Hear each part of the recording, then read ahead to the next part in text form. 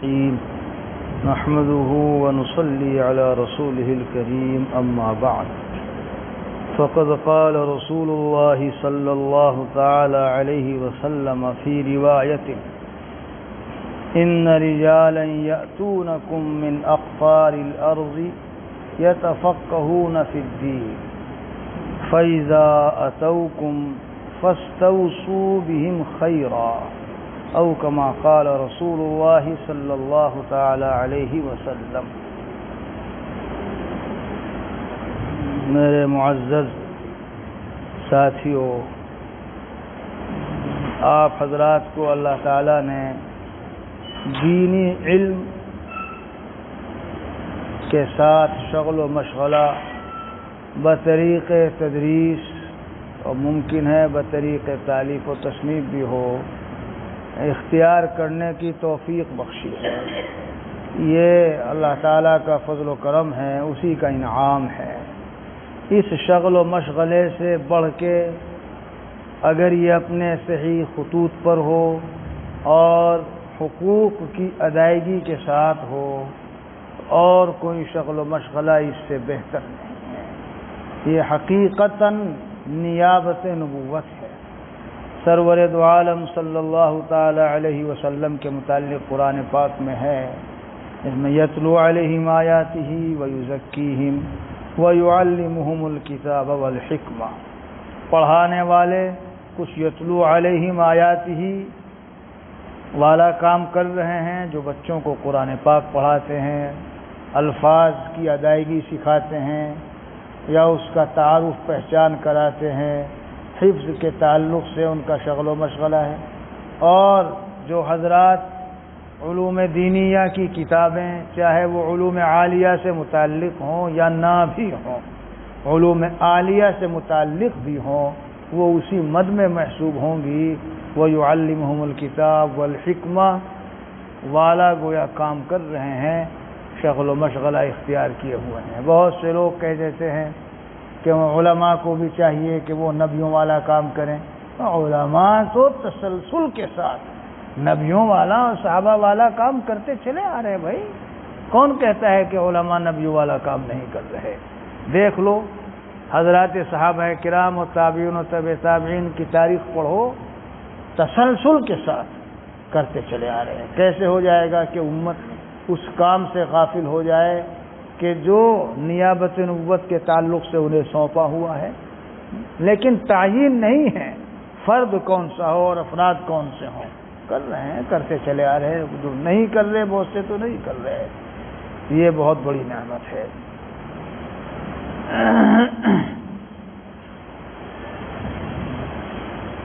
ابھی میں ایک تحریر بھی لایا ہوں، فقیہ النفس قطب الارشاد حضرت اقدس مولانا گنگوہی نور اللہ مرقدہ کی، جو ہمارے علماء دیوبند کے شریعت میں گویا کہ سرخیل اور سید الطائفہ اور میر کارواں ہیں، حضرت اقدس گنگوہی، حضرت اقدس نانوتوی قدس سرہ۔ کسی ایسے ہی ایک اہل علم نے جو حضرت سے وابستہ تھے، یہ چاہا کہ میں درس و تدریس چھوڑ کر خانقاہی شغل و مشغلے میں لگ جاؤں، تو حضرت نے بڑی سختی سے منع فرمایا۔ باقیات فتاوی رشید یا مولانا راشد صاحب نے مرتب کیے، میں ان پر 3-4 میری نظریں ہوئی ہے، نظر ثانی، اگرچہ میں نے منع کر دیا تھا کہ اس کا اظہار کرنے کی ضرورت نہیں ہے، ایک مرتبہ حضرت مولانا سعید صاحب کو دکھا لے، اس میں وہ سوال و جواب ہے۔ سوال تو میں نے حذف کر دیا، حضرت کا جو جواب تھا ایک صفحے پر اس کو لکھوا کے اور اسے صاف طریقے سے لکھوایا ہے، اس کا عکس کرایا ہے، وہ بھی آپ حضرات کو دیا جائے گا، اندازہ ہوگا کہ کتنی اہم چیز ہے۔ حضرت نے منع فرما دیا، ہر خبردار ہرگز نہیں، اسی میں لگے رہیے۔ اب میں نے جو حدیث شریف پڑھی تھی اس تعلق سے یہ عرض کرتا ہوں کہ مجھے کچھ کہنے کی ضرورت ہی نہیں، ہمارے اور آپ کے آقا سرور دو عالم صلی اللہ تعالی علیہ وسلم ہمیشہ کے لیے ایک مؤکد ہدایت، وصیت عربی زبان کا لفظ ہے، تاکیدی حکم ہم سب کو دے کے گئے ہیں، ان لوگوں کو کہ جن کے پاس کچھ لوگ قرب و جوار دور دراز سے دین کا علم حاصل کرنے کے لیے آئیں، وہ ان کے ساتھ کیا معاملہ کریں؟ کیا فرمایا؟ ان رجالا یأتونکم من اقطار الارض یتفقہون فی الدین. یہ جملہ محل تعلیل میں ہے. کیوں آئیں گے؟ دین کی سمجھ حاصل کرنے کے لیے. فقہ فی الدین اور علم دین ان کا مقصد و مطمع نظر ہوگا، اس نیت سے آئیں گے. تو فَإِذَا أَتَوْكُمْ فَاسْتَوْصُوا بِهِمْ خَيْرًا. فَإِذَا أَتَوْكُمْ ترجمہ کرنے کی ضرورت نہیں. فَاسْتَوْصُوا بِهِمْ خَيْرًا اس کو ذرا کھولتا ہوں. اے فَتَقَبَّلُوا مِنِّي وَصِيَّةَ الْخَيْرِ بِهِمْ. لہذا جب وہ تمہارے پاس آئیں تو میں تمہیں ان کے ساتھ اچھا برتاؤ کرنے کی جو تاکیدی ہدایت کرتا ہوں، مؤکد ہدایت اور وصیت، تم میری جانب سے اسے قبول کرو. ان کے ساتھ اچھا برتاؤ ضرور کیجیو، خیر کا سلوک کیجیو، بہتر سلوک اور بہتر برتاؤ کیجیو. خیر لفظ خیر ہے. فاستوصوا بہم خیرا. تو کسی طالب کے لیے، صاحب غرض کے لیے سب سے بہتر سلوک یہ ہوتا ہے کہ اس کے اس مطلوب اور مقصود اور اس غرض کو جتنا بہتر طریقے سے پورا کر دیا جائے وہ سب سے بہتر سلوک ہے. ویسے تو اس میں سب چیزیں آ گئی. آج کے مدارس دینیہ کا جس نوع کا نظام ہے تو اس میں آنے والے طلباء کے ساتھ خیر و بہتر سلوک یہ بھی ہے. خیر کا سلوک بھائی ان کی رہائش کا نظم اچھا ہو، گرمی سردی کے تعلق سے راحت کا انتظام ہو، ضروریات کا انتظام ہو، زیب و زینت کا انتظام نہیں. ہمارے حضرت والا شاہ ہردوئی نور اللہ مرقدو فرمایا کرتے تھے، ہاں بھائی ہے ہمارے یہاں، ہم تو کہہ بھی دیتے ہیں کہ بھائی ہم نے یہاں ضروریات اور راحت کو زینت پر مقدم رکھا ہے. حضرت کے یہاں کمروں کے اوپر پلاسٹر تھا، سفیدی نہیں تھی، رنگ و روغن نہیں تھا، لیکن کمروں میں پنکھوں کا انتظام اور کولروں کا انتظام. حضرت تو اسے فرمایا کرتے تھے مبرد، کولر کا لفظ نہیں بولتے تھے، مبرد فرماتے تھے حضرت. انگریزی سے بچنے کا بڑا اہتمام. جیسے حضرت مولانا نعیم صاحب رحمۃ اللہ علیہ جو دارالعلوم کے پہلے اساتذہ میں رہے اور ہمارے مولانا سعید صاحب کے بھی استاد ہیں، وہ اتنا اہتمام کرتے تھے کہ فریج نہیں بولتے تھے، کہتے تھے ٹھنڈی الماری. ٹھنڈی الماری کہتے تھے، حضرت مبرد کہتے تھے. تو ہمیں تو 12 سال موقع ملا اور دماغ ہر وقت تجزیہ کرتا رہتا تھا. یہ تو حضرت نے خود فرمایا یہاں ضرورت اور راحت زیب و زینت پر مقدم ہے. طلباء کے تعلق سے حضرت کو اس قدر فکر رہتی تھی کہ سچی بات یہ ہے کہ ایسا تعلق معلوم ہوتا تھا حضرت کا برتاؤ دیکھ کر جیسے والد کا اپنی اولاد سے، ایسا تعلق تھا. تو یہ بھی ہے. اور ان کے طعام کا اچھا انتظام ہوگا ماشاءاللہ یہاں. وہ تو جو بات کہی جاتی ہے تو یہ مطلب تھوڑا ہی ہوتا ہے کہ ہے نہیں، وہ تو یاد دہانی ہوتی ہے، مذاکرہ ہوتا ہے، وہ ہو جاتی ہے تلقین و تذکیر. یہ بھی ہے. ان سب سے بڑھ کر جو ان کا اصل مطلوب اور مقصود ہے وہ ہے علم دین. اور علم دین کے فہم صحیح کے لیے جو ہم دیگر علوم پڑھاتے ہیں جنہیں علوم عالیہ کہتے ہیں، وہ علوم اور ان پر مشتمل کتابیں. شروع میں ظاہر بات ہے اول عربی، دوم عربی، سوم عربی، چارم. علوم عالیہ تو 3 ہیں، العلم ثلاثۃ وما سوا ذلك فهو فضل آیۃ محکمۃ او سنۃ قائمۃ او فریضۃ عادلۃ. بقیہ جتنی محنت اور اس کے علاوہ اس سے ہٹ کر ہے انہی کے فہم صحیح کے لیے ہے کہ ان علوم پر مشتمل جو کتابیں ہیں انہیں اچھی طرح حل کرنا آ جائے، سمجھنا آ جائے. لہذا جس استاد سے متعلق طلباء کا جو بھی سبق ہو اور جو بھی کتاب ہو، اسے اپنی ہمت و وسعت کے مطابق اپنے فہم و دانست میں اس سے متعلق بھرپور تیاری کرنی چاہیے. حل کتاب کے تعلق سے کوئی کمی کوتاہی روا نہیں رکھنی چاہیے. عبارت کا بھی حل ہو، الفاظ کا، جملوں کا، اس عربی میں جو عبارت ہے اس کا حل ہو، پھر ان کے مطالب، مراد، مدلول کلام، ما سیق له الکلام کو سمجھنے کے تئیں پوری محنت۔ حاشیے کی ضرورت ہے، حاشیہ دیکھیں۔ دیگر اسی علوم و فنون پر مشتمل متوسطات یا مطولات فن کی مراجعات کی ضرورت ہے تاکہ ہمیں انکشاف تام ہو جائے، شرح صدر اور اطمینان اس مسئلے کے تمام شقوق و جوالی سامنے آ جائیں۔ تو مراجعات بھرپور، مطالعہ بھرپور، یہاں تک کہ واقعی انکشاف تام ہو جائے کہ لفظ یہ ہے، صیغہ یہ ہے، کلمات کا جوڑ اس طرح سے ہے، ترجمہ یہ ہے، مدلول کلام یہ ہے، مطالب یہ ہیں، مراد یہ ہے۔ اور اس تعلق سے اگر کسی بات اور مدعا کو سمجھانے کے لیے مثال کی ضرورت ہے، حسی مثالیں، تو استخراج امثلہ۔ یہ کب ہوگا استخراج امثلہ؟ یہ خود تیاری کا ایک جز ہے، رات میں یا دن میں جب بھی، یہ درسگاہ میں بیٹھ کے نہیں ہوگا، اور پھر اسے مرتب مہذب طریقے سے کر کے اپنے دماغ میں لے کے جانا۔ تعریف اگر آئی ہوئی ہیں اصطلاحات، ان کی جامع معنی تعریف، تعارف نہیں۔ مجھے بہت تجربہ ہے، میری مختصر سی تدریسی زندگی کا بہت تجربہ ہے، 30 سال تو مجھے بھی ہو گئے۔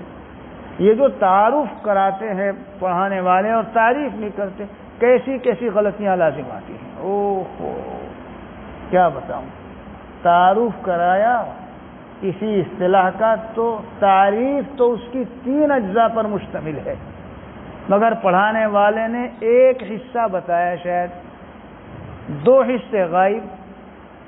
اب جب کہیں کتابوں میں وہ بات آئی تو صاحب کتاب پہ اعتراض کر دے۔ اس اعتراض صاحب کتاب پر سمجھے خود نے۔ اس میں مصدر، اس میں مصدر کیا تعریف ہے اس میں مصدر کی؟ ایک بات بتاتا ہے بتانے والا، وہ کیا؟ نہیں، اس میں مصدر نہیں، اس میں جمع، اس میں جمع، جو جمع کے معنی کو بتائے اور ان لفظوں سے اس کا مفرد نہ ہو، جیسے قوم، رہط، بس۔ بقیہ 2 حصے غائب، اور بھی ہیں 2 حصے۔ اب جب یہ ایک حصے کی تعریف ہمارے طالب علم ہی آگے چل کے استاذ بنے گا، وہ پڑھائے گا، کتابیں دیکھے گا، تو اعتراض کر دے گا صاحب کتاب پر کہ صاحب اسے اس میں جمع کہہ دیا اشیاء کو، اس کا تو واحد موجود ہے شیء، نام نہیں لیتا۔ ایک بڑے عالم سے ہوا اور میں نے ان کی خدمت میں جب عرض و معروض کی تو مان لیا، یہ بھی ان کی حقیقت پسندی کی بات تھی۔ حالانکہ اور بھی ہے، یا ہو تو مفرد لیکن اس مفرد کا قیاسی وزن وہ نہ ہو، دوسرا ہو، وغیرہ وغیرہ۔ تعارف نہیں، جامع معنی تعریف کرائیے۔ اگر وہاں نہیں ہے، دیگر مطولات فن سے تلاش کیجیے، تعریف کرائیے۔ بلکہ ایک مرحلہ تو ایسا ہوتا ہے کہ تعریف لکھائیے اور انہی لفظوں میں تمام طلبہ سے سنیے۔ میں دارالعلوم دیوبند میں کر چکا یہ کام، اور الحمدللہ وہ کتابیں میری، وہ کاپیاں حضرت الاستاذ علامہ اعظمی، حضرت مولانا ریاست علی صاحب رحمۃ اللہ دونوں نے دیکھی، ایک جگہ بھی انگلی نہیں رکھی۔ نومیر کے تعلق سے میں نے بحیثیت معین المدرسین 2 سال پڑھایا، مرقات کے تعلق سے، ہدایت النحو کے تعلق سے، حالانکہ منطق عجیب و غریب فن ہے، اور اس میں جہت کی تعریف کیا کریں گے، جہت اور مادہ قضیہ کی کیا تعریف کریں گے، اور پھر وہ امکان اور امتناع اور امکان خاص اور امکان عام، جامع معنی تعریف۔ یہ حق ہے طالب علم کا، آپ اسے علم صحیح دیجیے، آپ محنت کیجیے، اپنے اوپر تعب برداشت کیجیے، جھیلیے خود، یہ تو حق ہے نا طالب علم کا۔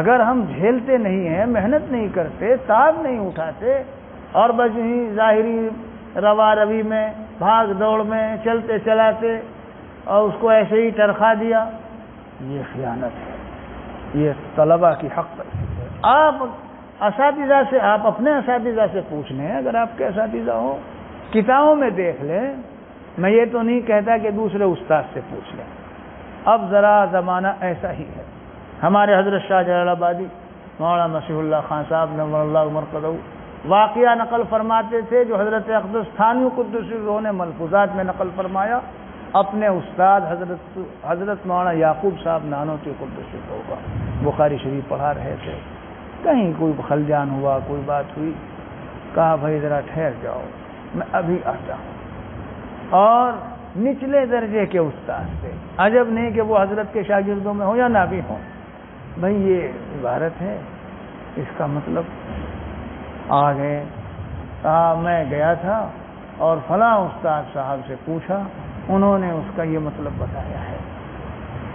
حضرت جلال آبادی قدس سرہ حضرت تھانوی نور اللہ مرقدہ کے حوالے سے واقعہ نقل فرماتے تھے، مگر یہ بھی فرماتے تھے کہ مگر اب ایسا نہیں کرنا چاہیے، وہ زمانہ نہیں رہا۔ بات صحیح ہے، اس لیے کہ اگر 2 مرتبہ اور 3 مرتبہ کوئی کسی کے ساتھ ایسا کر لے، وہ ڈر ہے کہ وہ استاد یوں نہ کہہ دے، نہ کہے طلبہ سے، دیگر اساتذہ سے کہہ دے وہ تو ہم سے پڑھ کے اور پوچھ کے پڑھاتے ہیں، ہمیں کیا جانے۔ تو اس کا تو ذرا موقع نہیں، لیکن آپ جب محنت کریں گے انشاءاللہ حل کر لیں گے۔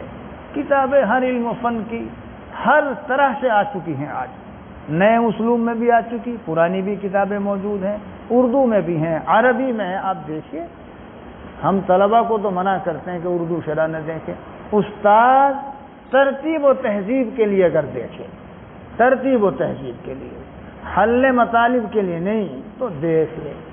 عربی کتب میں ایک ایک گوشہ، ایک ایک پہلو لکھا جا چکا ہے، تشنگی اور خلا انشاءاللہ نہیں ملے گا۔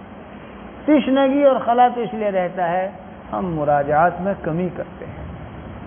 پہلا کام تو استاد کا یہ ہے کہ جس کتاب کو پڑھا رہا ہے پہلے یہی اطمینان کر لے کہ یہ جو اس کتاب میں لکھا ہوا ہے متن یہ صحیح بھی ہے۔ کیسے ہوگا؟ دیگر اور اشاعتیں پرانی جتنی نکل سکیں ان سے ملائیے اور پھر دیکھیے بہت غلطیاں ہو گئی ہیں، بہت۔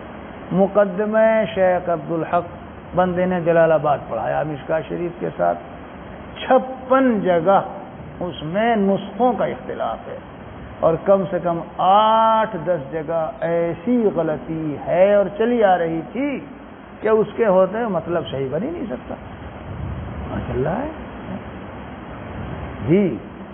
اب آپ لوگوں کو آپ بھی کی زیادہ نہیں سناؤں گا، ایک مقام میں نے حضرت مولانا یونس صاحب نور اللہ مرقدہ میں بہت شفقت فرماتے تھے، میرا بہت پہلے سے تعلق تھا، چہارم کے سال سے ہی میں جاتا تھا، تو میں نے کہا حضرت مقدمہ شیخ عبدالحق میں ایک بات دریافت کر، ارے بھائی دیکھ اب وہ کتاب اٹھانی پڑے گی۔ میں نے کہا حضرت مجھے فرما دیجیے میں اٹھا دوں گا، اور میں نے کتاب اٹھا دی۔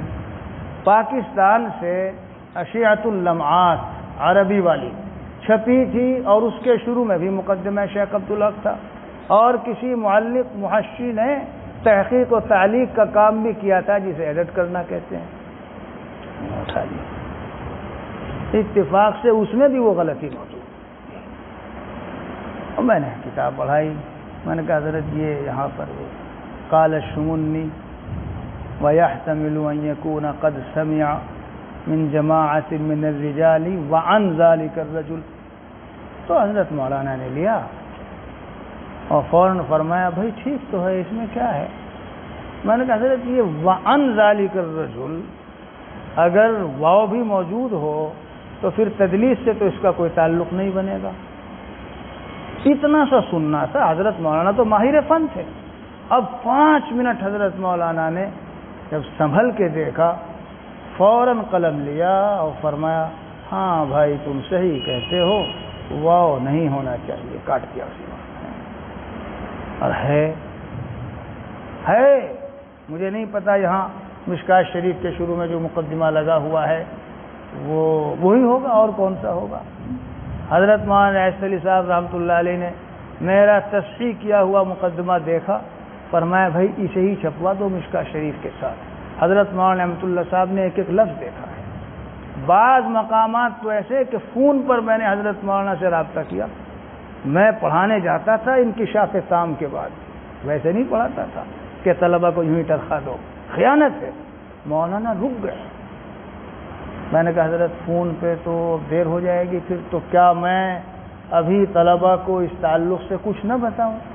ہاں آپ کے ایسا ہی کیجیے۔ میں رک گیا، پھر حضرت مولانا سے بات ہوئی، فرمایا بھائی ادھر تو ہمارا بھی کبھی ذہن نہیں گیا، تو واقعی غلط ہے۔ صورتحال عجیب و غریب ہے، پریشان ہونے کی ضرورت نہیں، اس عجیب و غریب صورتحال کا حل موجود ہے۔ شمائل ترمذی شریف 28 صفحات کی کتاب ہے، 50 غلطیاں ہیں، یہی نسخہ جو چل رہا ہے، میں نے پڑھایا، پڑھانے والا دیکھتا ہی نہیں ہے۔ ملا علی قاری رحمہ اللہ نے جمع الوسائل میں سب کچھ کر رکھا ہے، نام ہی ہے جمع الوسائل، علم کوئی سمبا مسمہ۔ پہلی مرتبہ جلال آباد میں بندے کو ملی، عصر کے بعد پڑھنے کا معمول نہیں تھا، مگر ایک ایک لفظ پڑھا۔ بہت غلطیاں ہیں، سند میں بھی غلطیاں ہیں، متن میں بھی غلطیاں ہیں۔ آپ حضرات اگر جمع الوسائل کا مطالعہ کرتے ہوں گے تو آپ پر یہ بات مخفی نہ ہوگی۔ تو پہلا کام تو تصحیح متن کا ہے۔ چھوٹی چھوٹی کتابیں میں نے وہاں پڑھائی تھی، مرقات، علم الصیغہ میں تو 100 غلطیاں تھیں، مرقات میں 10 غلطیاں تھیں، ہدایت النحو میں بھی تھی، لکھا میں نے ان کی پوری یادداشت لکھی۔ پہلا کام ہے تصحیح متن۔ رسم المفتی میں آج کل سینکڑوں غلطیاں ہیں، بندہ پڑھا رہا ہے، اس مرتبہ اس کا صحیح نسخہ تیار کرا رہا ہوں۔ اب تک جتنے نسخے شائع ہوئے ہیں کوئی ایک نسخہ بھی صحیح نہیں ہے۔ مفتی ابو لبابہ شاہ منصور نے کام کیا ہے، سب سے کم غلطی اس میں ہے، لیکن اس میں بھی بہت ہے۔ میری پچھلے سال ہمارے عزیز ہیں مولانا عبدالقدوس نیرانوی، انہوں نے بات کرائی مفتی صاحب سے فون پر، میں نے 6.5 صفحے انہوں نے لکھ کے بھیجے اور بہت شکریہ ادا کیا، بار بار کہتے رہے حضرت اللہ تعالیٰ آپ کو جزائے خیر، بہت کرم فرمایا، بہت کرم فرمایا۔ اس میں بھی غلطیاں ہیں، اور رسول اللہ پتہ ہی نہیں چلتا کہ کہاں غلطیاں ہیں۔ جی بندہ پڑھاتا ہے، ہمارے پاس جو پڑھتے ہیں انہیں پتہ ہے۔ تو کتابوں میں طباعت کی غلطیاں بہت ہیں، اور پھر جو نقل عبارت ہوا ہے اصل ماخذ سے، وہاں غلطی رہ گئی، اور ماخذ میں غلطی رہ گئی، ماخذ کے ماخذ میں صحیح ہے۔ اساتذہ ہیں آپ تو علوم عالیہ پڑھانے والے، ایک ماخذ کی مراجعات پر بھی اکتفا نہ کیجیے، اس ماخذ میں جہاں سے لیا وہ بھی دیکھیے۔ علامہ قاسم بن قطلبغہ نے تصحیح القدوری میں کوئی عبارت لی، وہ کہاں سے لی؟ امام قرافی سے لی، ان کی الاحکام کتاب چھپ بھی گئی، تو وہاں تو یہ نہیں ہے، وہاں تو کچھ اور ہے۔ ابن حجر ہیثمی مکی نے وہاں سے لی امام قرافی سے، وہاں تو کچھ اور ہے، انہوں نے کچھ اور نقل کر دیا۔ علم جسے کہتے ہیں وہ تو اسی طرح سے آتا ہے، اور کہا یار بھائی بس یہی کافی ہے، یہ مقولہ نہایت ناکافی اور تباہی لانے والا ہے۔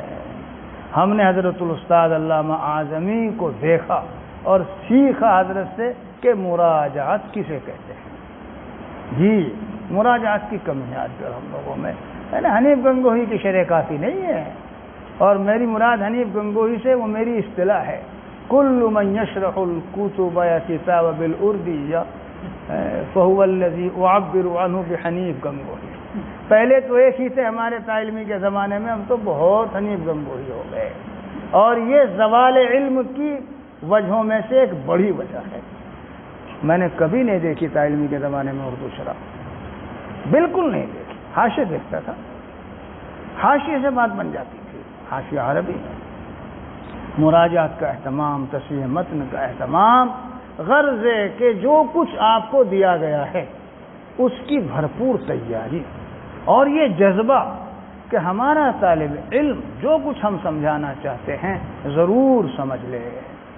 اور دیکھیے جتنی کتابوں سے آج مراجعات کر سکیں گے، کر کے دیکھیے 1 مہینہ، تو آپ کو مسئلے سے متعلق شقوق و جوانب کا حدود و شرائط کا، اس کے تمام گوشوں کا صحیح اور تفصیلی علم ہو کر اطمینان ہو جائے گا، انکشاف تام ہو جائے گا۔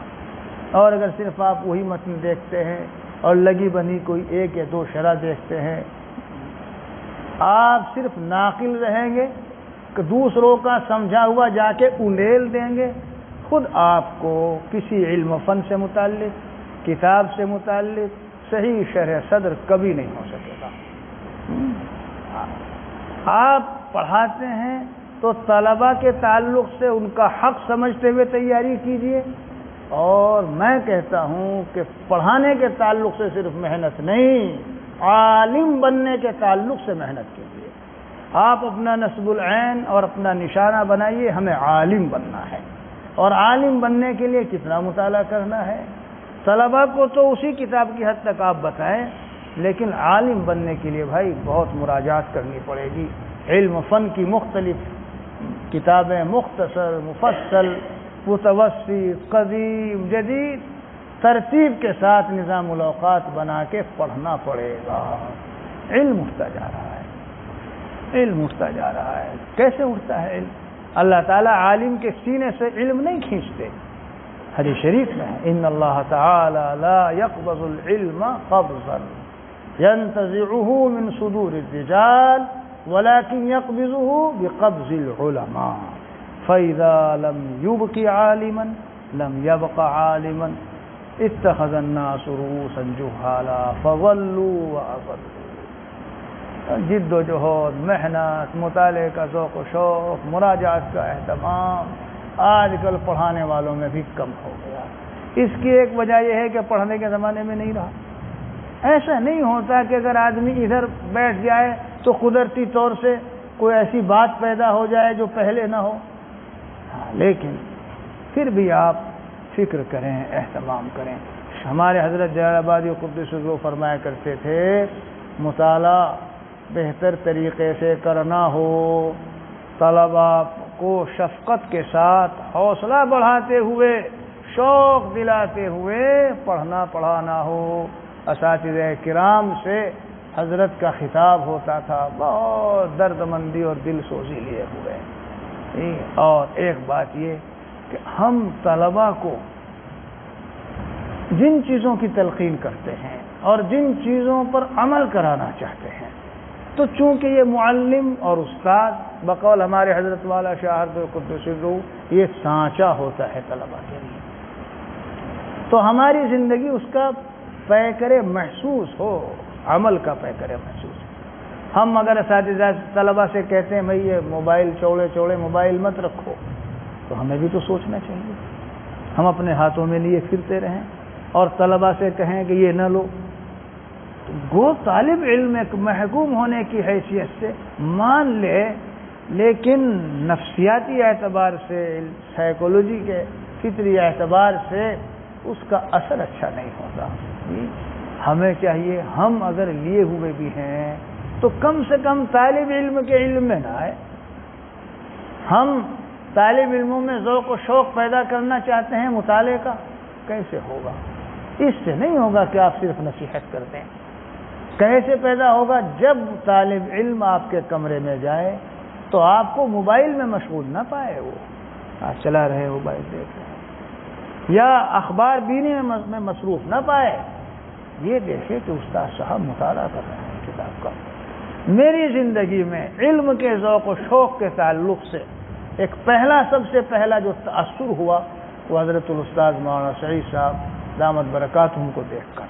میں چہارم میں آیا، دارالعلوم میں، اس وقت مختصر المعانی اور سلم چہارم میں ہی پڑھائی جاتی تھی، تو حضرت مولانا کے پاس پہلے دن سے جانا شروع ہو گیا۔ حالانکہ اس وقت حضرت مولانا سعید صاحب دامت برکاتہم کے پاس جانا، اوہو کیا کہوں، کوہ قاف کی پری لانے، اور وہ ایک اور تعبیر ہے کہ وہ جوئے شیر لانے سے کم نہیں تھا، اور دروازے سے پہلے جاتے ہوئے دل دھڑکنے لگتا تھا۔ حضرت مولانا سعید صاحب جو آج کے ہیں وہ نہیں ہیں جو اس وقت تھے۔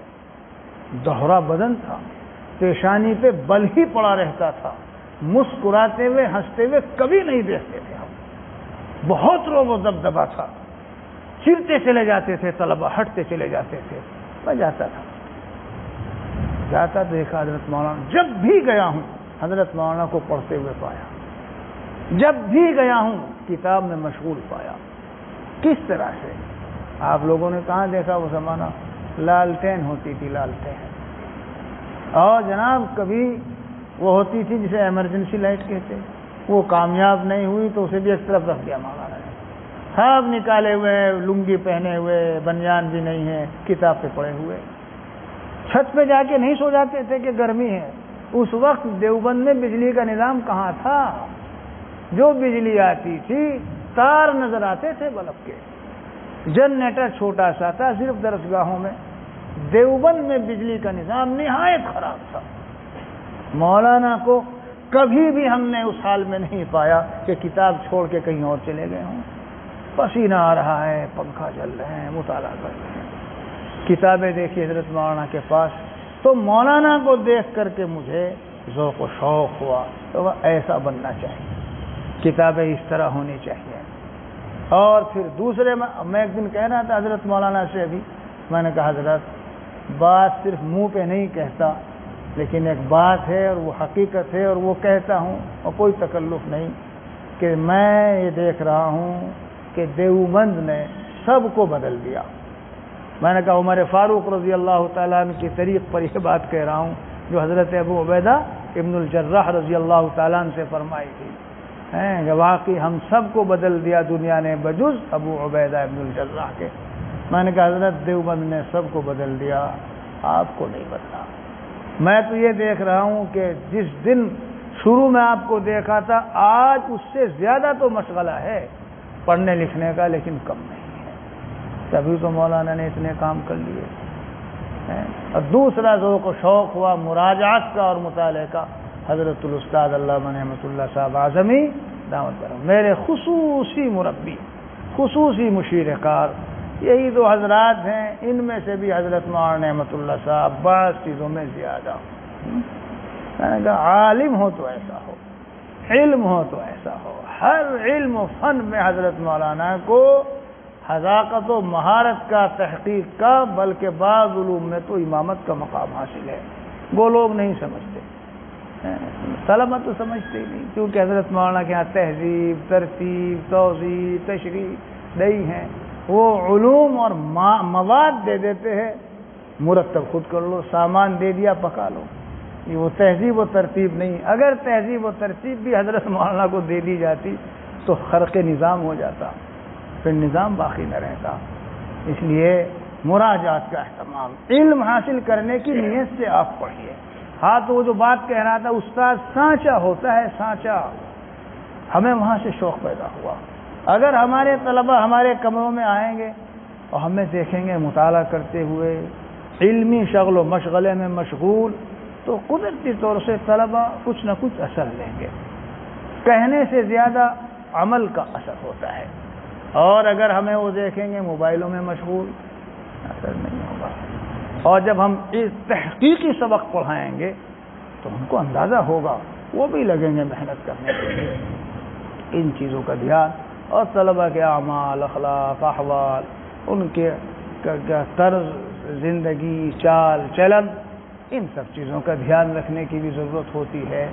جو بات ایسی پائے جو طالب علم کی زندگی میں نہیں ہونی چاہیے، اس کی فہمائش ہونی چاہیے، یاد دہانی ہونی چاہیے، تذکیر و تعلیم ہونی چاہیے، جتنا مدرس کے دائرہ کار میں ہو، اور جو مدرس کے دائرہ کار سے باہر ہے اہل انتظام کو اطلاع کرنی چاہیے، مگر بے توجہی نہیں۔ ہاں ہمارے بزرگوں نے تو فرمایا، حضرت اقدس ثانی قدس سرہ وغیرہ نے، بھائی طالب علم کا حق صرف اتنا نہیں ہے کہ ہم کتاب پڑھا دیں، طالب علم کا یہ بھی حق ہے کہ ہم اس کے اعمال کی نگرانی رکھیں اور عملی تربیت کا بھی دھیان رکھیں۔ تو بس میں تو اس حدیث کے حوالے سے اتنا ہی کہنا چاہتا ہوں، علم اور عمل بہتر سے بہتر جو ہم اپنے طالب علم کو دے سکیں، یہ ان کا حق ہے اور ہمارا فریضہ منصبی ہے۔ اس میں کسی حد تک بھی کوئی کوتاہی روا نہیں رکھنی چاہیے. اپنی ہمت و وسعت کے مطابق جتنا کر سکتے ہو کرنا چاہیے. ہم اگر محنت کریں گے تو دو طرفہ فائدہ ہوگا. ہمارے طلباء میں ماشاءاللہ صحیح علم پہنچے گا، حل کتاب صحیح ہوگا، کتاب صحیح سمجھیں گے، اچھی استعداد بنے گی، بہتر عالم بنیں گے. اور دوسرا فائدہ یہ ہوگا کہ ہم بھی عالم بنتے چلے جائیں گے، ہمارے علم و معلومات بڑھتی چلی جائیں گی. اگر ہم صرف ایک دو شرح پر اکتفا کر کے یوں ہی جاگے اڑے لیں گے، نہ طلباء کو کوئی خاطر خواہ فائدہ ہوگا اور نہ ہمیں کوئی نفع اور فائدہ حاصل ہوگا. بس ایک تیسری بات، کچھ تھوڑا سا فکر دوسرے اپنے ایمانی اور دینی بھائیوں کو دین و ایمان کی باتیں جو ضروری ہوں معاشرے میں ان کے بتانے کا بھی چاہیے اور اس کا بھی کچھ اہتمام چاہیے. ترتیب جو بھی آپ مناسب سمجھیں، زبان سے ہو، کچھ لکھ کر ہو، جمعے کے دن ہو، جمعرات کے دن ہو، کسی نماز میں جا کر ہو، اہل انتظام کے مشورے سے، وہ بھی ایک ترتیب ہونی چاہیے. بس اس سے زیادہ اب کیا کہوں. اللہ تبارک و تعالی ہم سب کو عمل کی توفیق عطا فرمائے. میں بھی آپ ہی کا ایک ساتھی ہوں، میں بھی اس کا مخاطب ہوں. اللہ تعالی مجھے بھی توفیق عطا فرمائے. وآخر دعوانا ان الحمد للہ رب العالمین. سبحان اللہ وبحمدہ، سبحانک اللہم وبحمدک، اشہد ان لا الہ الا انت، استغفرک واتوب الیک.